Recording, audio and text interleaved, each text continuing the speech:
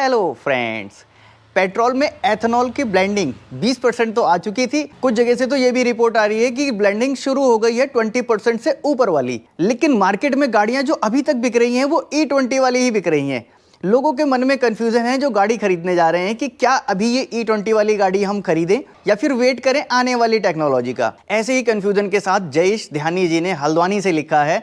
ये सवाल कर रहे हैं मुझसे कि सर मैं गाड़ी लेने के लिए कंफ्यूज हूँ, नई गाड़ी तो अभी ले नहीं सकते, मार्केट में बहुत उथल पुथल चल रही है, एथेनॉल की ब्लेंडिंग का रोज सुन सुन के घबराहट हो रही है, मैं चाह रहा हूं कि एक सेकंड हैंड कार ले लूं। और सेकंड हैंड कार में भी इन्होंने एक बजट रखा है 2 से 3 लाख रुपए का। इस 2-3 लाख रुपए में इनको कौन सी गाड़ियां मिल जाएंगी। अब यूज्ड कार के लिए ये सोच रहे हैं कि मैं इन प्लेटफॉर्म से लूं, जैसे स्पेनी हो गया, महिंद्रा का फर्स्ट चॉइस हो गया। अजयेश जी उत्तराखंड के हल्द्वानी से हैं। देखो मैं आपको एक मोटा मोटा आइडिया हल्द्वानी के हिसाब से बता दूंगा कि जो इधर का रेट चल रहा है उसके हिसाब से। बाकी इंडिया में अलग अलग जगह पे लोकेशन पे रेट अलग होता है यूज्ड कार मार्केट का। सबसे पहले तो देखो गाड़ी चुनने का एक क्राइटेरिया बना लो यूज्ड कार। सबसे पहली प्रायोरिटी आप दोगे अपने जानने वालों को। वो गाड़ी जो आपके सामने की हो, पड़ोसी की हो, दोस्त की हो, आपके सामने गाड़ी रही हो, उस गाड़ी को प्रेफर करना। वो गाड़ी अगर 5-10 हज़ार रुपये महंगी भी मिल रही है ना तो पहले वो गाड़ी लेना। अब ये गाड़ी नहीं मिलती तो आप प्लेटफॉर्म्स पे जाते तो हो, लेकिन प्लेटफॉर्म पे बैकग्राउंड आप नहीं देख पाते। प्लेटफॉर्म पे आपके सामने डील करने वाला एक प्रोफेशनल बंदा होता है जो गाड़ियां बेचने में एक्सपर्ट है। मैं इस पे हर प्लेटफॉर्म पे ट्रस्ट नहीं करता, क्योंकि कई प्लेटफॉर्म ऐसे भी हैं जो होता कुछ है लिखते कुछ और है। अब इनका एक और फंडा है, ये एक वारंटी देते हैं 6 मंथ की वारंटी। अगर कुछ हो जाए तो हम इसके जिम्मेदार होते हैं, जबकि आप बाहर से गाड़ी लेते हो तो इसकी कोई जिम्मेदारी नहीं होती। इस वारंटी में भी कई केस ऐसे मिले हैं कि गाड़ी में कुछ प्रॉब्लम आ गई और वो प्रॉब्लम उन्होंने बोला कि नहीं जी ये वारंटी में कवर नहीं है। और वारंटी में अगर कुछ लोगों को दिया भी, किसी लोकल वर्कशॉप से रिपेयर करा दिया या फिर जुगाड़ू सा काम करा के दे दिया कि भैया मेरे 6 महीने पूरे हो जाएं, या जिस वर्कशॉप पे उन्होंने दिखाया उसने ऐसा कुछ जुगाड़ करके दिया कि इनकी 6 महीने वारंटी पीरियड निकल जाए, फिर ये अपने आप देखेंगे। देखा जाए तो यूज्ड कार एक तरह से जुआ ही है। तो प्लेटफॉर्म पे एक प्लस पॉइंट तो है कि गाड़ियाँ थोड़ी सी एक जगह आपको बहुत सारी वैरायटी मिल जाती है, ढूंढने में इतना टाइम नहीं खर्च करना पड़ता। लेकिन अगर आप टाइम खर्च करके मार्केट में गाड़ी ढूंढते हो तो आप फ़ायदे में रहते हो। एक तो वो मार्केट का जो रियल प्राइस चल रहा है वो प्राइस में आपको गाड़ी मिलेगी, बीच का जो एक्स्ट्रा पैसे हैं वो आपको नहीं देने पड़ेंगे। लेकिन हाँ, इसके लिए ज़रूरी है आपको थोड़ी बहुत नॉलेज भी होनी चाहिए। यूज्ड कार पे वैसे मैंने कई सारी वीडियोस बना रखी हैं, देखोगे तो एक ठीक ठाक जानकारी आपको मिल जाएगी। आप 3 लाख रुपये में 2014 से 2019 मॉडल के बीच की गाड़ियाँ ले सकते हो, ये आपको मिलेंगी। डिपेंड करता है कंडीशन के हिसाब से, ऊपर और नीचे होता है। कुछ गाड़ियाँ बहुत ज़्यादा चली हैं, ऊँचा मॉडल है, सस्ते में मिल जाती है। कुछ लोगों ने गाड़ी बहुत कम चलाई है लेकिन समय ज़्यादा हो गया है, वो भी पैसे ज़्यादा डिमांड करते हैं। तो इस हिसाब से आप वैगनआर देख सकते हो, आपको 17-18 मॉडल 19 मॉडल भी वैगनआर मिल जाएगी 3 लाख रुपए के आसपास। आप ऑल्टो देख सकते हो इस बजट में, बढ़िया गाड़ी है। और मारुति की गाड़ी पहले प्रेफर मैं इसलिए कर रहा हूँ, यूज्ड कार में आपको बहुत सारा काम कराना पड़ता है अपने हिसाब से गाड़ी को मेंटेन करने के लिए। इसके लिए ज़रूरत पड़ती है स्पेयर पार्ट्स की। स्पेयर पार्ट आपको मारुति के इजीली खुले मार्केट में मिलते हैं, कहीं से भी कोई भी पार्ट जेन्युइन ले लो। तो आपको एक प्रैक्टिकल रिपेयर बजट भी रखना है कि बजट के अंदर ही हो। हुंडई में आप i10 देखना चाहो, नियोस देखना चाहो तो ये भी आपको ठीक ठाक रेंज में मिल जाएगी। आपको अगर टाटा की तरफ जाने का मन है तो टाटा में आपको टियागो मिल जाएगी, वो इस रेंज में अच्छी मिल जाएगी, जबकि टियागो आपको थोड़ी सी ऊंची मॉडल मिलेगी। अगर वैगनआर आपको 17 मॉडल मिल रही है उस प्राइस में, तो टियागो आपको 19 मॉडल मिल जाएगी उस प्राइस में, और उससे भी कुछ कम में मिल सकती है। टाटा की रीसेल वैल्यू थोड़ी कम होती है, इसलिए आपको ऊंचा मॉडल मिल सकता है। या फिर आपको कोई नीचा मॉडल ही सिलेरियो मिल जाए, वो भी देख सकते हो। लेकिन ये आपका डिसीजन सही है कि इस समय पैसा ना फंसाया जाए, इस समय कोई पुरानी गाड़ी लेके काम चला लिया जाए। जब ये सारी चीज़ें चेंज हो जाएंगी उस समय आप ठीक ठाक अपने समझ से नई गाड़ी ले लेना, तब तक टेक्नोलॉजी भी अच्छी अपडेट हो चुकी होगी और जो मार्केट में फ्यूल सिस्टम आना जाना है वो भी आना जाना निपट जाएगा। मुझे लगता है सेम कन्फ्यूजन बहुत सारे लोगों के मन में होगा, तो आज मैंने वो क्लियर कर दिया है। यहाँ 42 डिग्री में बैठा हूँ बिना फैन चलाए हुए, ताकि आपका जवाब दे सकूँ, आवाज़ में इंटरप्शन ना हो। तो आप भी थोड़ी सी मेहनत करके ये सब्सक्राइब बटन दबा दो, ये मुझे मोटिवेट करता है इस तरह के और वीडियोज़ बनाने के लिए। अगले सवाल की तरफ चलते हैं। राजकुमार नायर जी का अगला सवाल, ये कहते हैं इनके पास रेनो की गाड़ी है 2019 मॉडल, मेरे ख्याल से क्विड रही होगी, BS4 गाड़ी है और ये NCR से केरला इसको ले जा चुके हैं, अच्छी कंडीशन में, अच्छी गाड़ी चली है। लेकिन अब इनका जो कंसर्न है गाड़ी का माइलेज ड्रॉप होने का है। पहले ये गाड़ी अच्छा खासा माइलेज देती थी, 15 से 17 ये लगभग सिटी में निकालते थे और हाईवे पे लगभग 22 का निकाल लेते थे। जो 15-17 सिटी में हुआ करता था वो 12-13 हो गया और हाईवे का भी कम हो गया है। अब ये जानना चाहते हैं क्या प्रॉब्लम है, ऐसा क्यों हो रहा है। हो सकता है आप लोगों के साथ भी ये इशू आ रहा हो जो कि रियल में मार्केट में आ रहा है। इसका एक मेन रीजन एथेनॉल की ब्लेंडिंग भी है। इसकी वजह से पावर कम हुई है, उतनी ही दूरी तय करने के लिए ज़्यादा फ्यूल खर्च करना पड़ रहा है। लेकिन मेरे हिसाब से अभी इनका जो माइलेज है लगभग 5 किलोमीटर के आसपास ड्रॉप है। एथेनॉल की वजह से 1 से 2 किलोमीटर का ड्रॉप होना चाहिए। इसके लिए आप अपने स्पार्क प्लग चेक करा सकते हो। स्पार्क प्लग का गैप प्रॉपर नहीं होगा या फिर ज़्यादा गंदे हो गए होंगे, उस कंडीशन में भी आपकी गाड़ी का माइलेज ड्रॉप हो जाता है।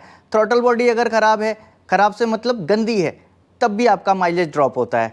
इग्निशन के लिए करंट पूरा नहीं मिल रहा है, गाड़ी में कहीं मिस फायर हो रहा है, तो भी आपका माइलेज ड्रॉप हो सकता है। और अगर लोकल एयर फिल्टर आपने डाला है, एयर का फ्लो पूरा नहीं मिलेगा, उस कंडीशन में भी माइलेज आपका ड्रॉप होगा। टायर प्रेशर भी एक बड़ा मायने रखता है आपके माइलेज के लिए। अगर टायर प्रेशर आपने सही मेंटेन नहीं किया, ज़रूरत से ज़्यादा लो कर दिया, तो भी आपका माइलेज ख़राब हो सकता है। तो ये सारी चीज़ें एक बार चेक करा लेना। एथेनॉल की वजह से थोड़ा ड्रॉप होता है, लेकिन इतना ज़्यादा ड्रॉप नहीं होता। प्रॉपर टैंक टू टैंक भरा के पेट्रोल अच्छी जगह से फिर एक बार चेक कर लेना, और ये सारे चेक पॉइंट जो मैंने बताया है ये ज़रूर देख लेना। अगले सवाल की तरफ चलते हैं। अगला सवाल रोहित बजाज केमिस्ट्री के नाम से एक आईडी है। यह लिखते हैं, सर प्लीज़ टेल, क्या E20 पेट्रोल बेस्ड कार अभी खरीदनी चाहिए? मेरी डीजल कार 14 साल पुरानी हो चुकी है, अब E35, E85 और ना जाने क्या क्या, so please guide. I have budget 50 lakh plus, मेरा मन स्कोडा कॉडियाक और टायरॉन आर-लाइन में कन्फ्यूज़न है, प्लीज गाइड मी। देखो सर, सबसे पहली बात, E20 और E35 को लेके बहुत सारे लोग कंफ्यूज हैं। अगर गाड़ी लेने में अभी जल्दी नहीं है तो कुछ दिन रुक जाओ, वो ज़्यादा अच्छी बात है। लेकिन फिर भी अगर आपको ज़रूरत ज़्यादा है,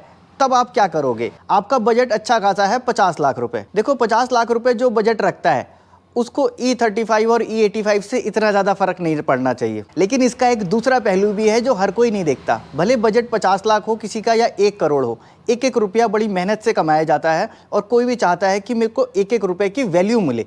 मैं अगर 50 लाख रुपए खर्च कर रहा हूं तो 50 लाख की वैल्यू मिले। कोई भी ये नहीं चाहता कि मेरे पास पैसे बहुत हैं तो मैं ऐसे हराम में डाल दूं। पहले तो आप कोशिश करना कि अगर आपका काम अभी उसी पुरानी गाड़ी से चल जाए, और अगर इसके बाद चल के आपको लगता ही है कि नहीं भैया मुझे तो अभी गाड़ी की ज़रूरत है, मेरे को तो लेनी है, तो फिर आपने जो 2 ऑप्शन दिए हैं, स्कोडा कॉडियाक, दूसरी फॉक्सवैगन टायरॉन, देखो ये दोनों गाड़ियाँ एक तरह से सिस्टर ही हैं। इंजन गाड़ियाँ शेयर करती हैं, प्लेटफॉर्म शेयर करती हैं, बहुत सारी चीज़ें शेयर करती हैं, लेकिन सर्विस का, पार्ट्स अवेलेबिलिटी का और मेंटेनेंस कॉस्ट का फ़र्क होता है। लंबे समय तक गाड़ी रखनी है, बहुत ज़्यादा फीचर लवर नहीं हो, तो आप स्कोडा कॉडियाक देख लेना। यहाँ पर अगर आप टायरॉन की तरफ जाते हो, टायरॉन पे ज़्यादातर टच बेस्ड सारी चीज़ें हैं, फीचर ज़्यादा अच्छे हैं, गाड़ी थोड़ी सी बड़ी भी है, थोड़ा सा उसका बूट स्पेस आपको एक्स्ट्रा मिलेगा, लेकिन स्कोडा में थोड़ी सी विड्थ एक्स्ट्रा मिलेगी। टायरॉन लेने के लिए आपको बजट बढ़ाना पड़ता है, कॉडियाक आप उसी बजट के अंदर आराम से ले सकते हो, तो प्रेफर करना कि कॉडियाक पे चले जाओ। दूसरा एक फैक्टर और कंसीडर करना, आपके आसपास जो सर्विस सेंटर है वो कौन सा है।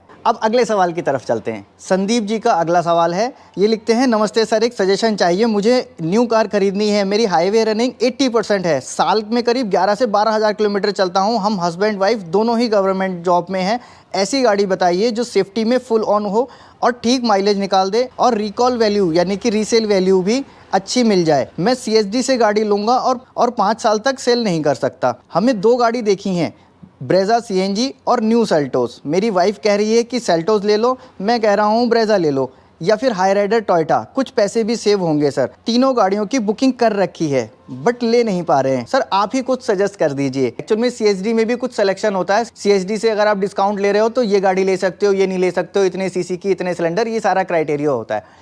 तो ये सारी कन्फ्यूजन इनके दिमाग में है, गवर्नमेंट जॉब में भी है। पहले तो देखो ये समझ लो आपकी 80% रनिंग हाईवे पे ही है, डीजल गाड़ी ले लो तो कोई बुराई नहीं है, रीजनरेशन कर लोगे, लेकिन डिस्टेंस रनिंग आपकी कम है, सिर्फ 1000 से 1200 किलोमीटर मंथली, कोई इतना ज़्यादा रनिंग नहीं है कि आपको डीजल पे जाना चाहिए। पेट्रोल गाड़ी ले लेना, फ़ायदे में रहोगे। दूसरा, दोनों ही लोग गवर्नमेंट जॉब में हैं और चाहते हैं कि सेफ गाड़ी लें। ये गवर्नमेंट जॉब वाले लोग ज़्यादा डरते क्यों हैं?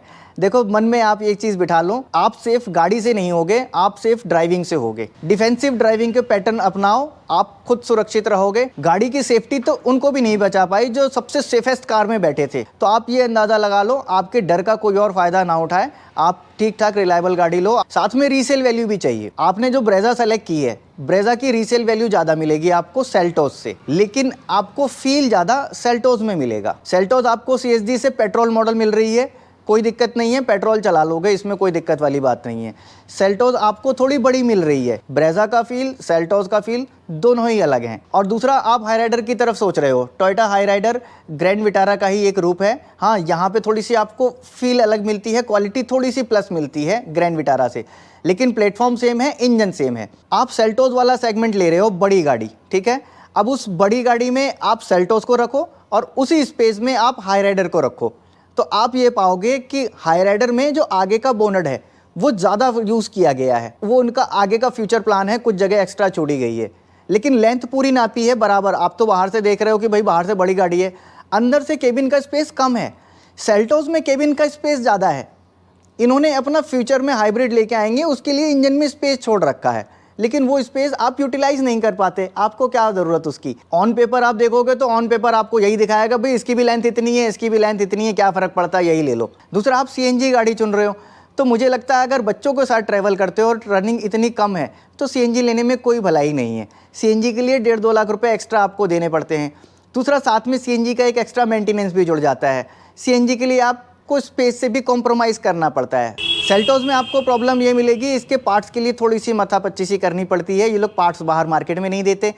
ब्रेजा में आपको ये प्लस पॉइंट होगा, इसके पार्ट्स कभी भी कहीं से भी ले लो और फ्यूचर में रीसेल वैल्यू भी इसीलिए इनकी ज़्यादा होती है। तो सीधी सी बात है, पैसे बचाने हैं, रीसेल वैल्यू चाहिए, ब्रेजा उठा लेना। हाँ, आपको फील चाहिए, लॉन्ग ट्रैवल ज़्यादा करते हो तो फिर सेल्टोस उठा लेना, इतने पैसे खर्च कर ही रहे हो तो फिर फील भी ले लेना। अब अगले सवाल की तरफ चलते हैं। अगला सवाल भाई साहब का पीडीआई से रिलेटेड है। अब ये कहते हैं कि इन्होंने एक गाड़ी बुक कर रखी है और डाउन पेमेंट करने के लिए डीलर बोल रहा है गाड़ी अभी इनकी शोरूम पे नहीं पहुंची है, ये पहले पीडीआई करेंगे फिर पेमेंट देंगे, ऐसा चाहते हैं। डीलर इनको बोल रहा है कि गाड़ी अभी इन ट्रांजिट है, आप डाउन पेमेंट पहले कर दो। अब इनका ये डाउट है कि पहले मैंने पैसे दे दिए, गाड़ी इन ट्रांजिट में है, अभी आती है और मैं देखता हूँ गाड़ी में कुछ प्रॉब्लम होगी, तब मैं क्या करूँगा, मैं तो पैसे पहले ही दे चुका हूँगा। डीलर इनको भरोसा दे रहा है, नहीं जी ऐसा कुछ होगा तो हम आपको चेंज करके दे देंगे, लेकिन आप पैसे पहले दे दो। 31 मई तक कुछ ऐसा पीरियड है जिसमें इनको कुछ ऑफर मिल रहा है, उसके बाद नहीं मिलेगा। तो देखो जी, कान खोल के एक बात सुन लो, पैसे जब तक आपके पास हैं, आप मालिक हो, पैसे आपकी जेब से चले गए तो फिर वो ना नुकुर करना शुरू कर देंगे, कोई भी डीलर हो। पैसे आप तब देना जब आपकी गाड़ी आ जाए। गाड़ियों के लिए कोई मारामारी नहीं मची है, पहले से कहता आ रहा हूँ। अभी तो वैसे भी और डिस्काउंट चल रहा है, मार्केट वैसे ही डाउन है। वो आपको कहेंगे ज़रूर कि भाई साहब मैं गाड़ी उनको दे दूंगा, वो ले जाएंगे, वो बैठे हैं गाड़ी लेने के लिए, उनसे कह दो ठीक है वो ले लेंगे तो वो ले लेंगे, मुझे जो गाड़ी सामने देखने को मिलेगी तब मैं लूँगा। कलर ऑप्शन कुछ इन्होंने रखा है, शायद इस वजह से वो कह रहे हैं। एक्साइटमेंट मत दिखाओ, ऐसे जाओ, तुम नहीं दोगे तो मैं दूसरी ले लूँगा। पीडीआई करने से पहले पैसे दे देना मेरे हिसाब से बेवकूफ़ी है। मेरे ख्याल से समझ गए होगे मैं क्या कहना चाह रहा हूँ। और आपका भी कोई ऐसा सवाल है जो इन कमेंट से नहीं सुलझ पाया, आंसर नहीं मिला, तो नीचे कमेंट बॉक्स में मेंशन कर देना, अगले क्यूएनए में आपका सवाल भी ले लेंगे। आज की वीडियो अच्छी लगी हो तो वीडियो को लाइक कर देना और सब्सक्राइब करना तब भूल गए थे तो अब तो ज़रूर करके जाना। मिलूंगा नेक्स्ट वीडियो में ऐसे ही किसी इंटरेस्टिंग टॉपिक के साथ। Thanks for watching.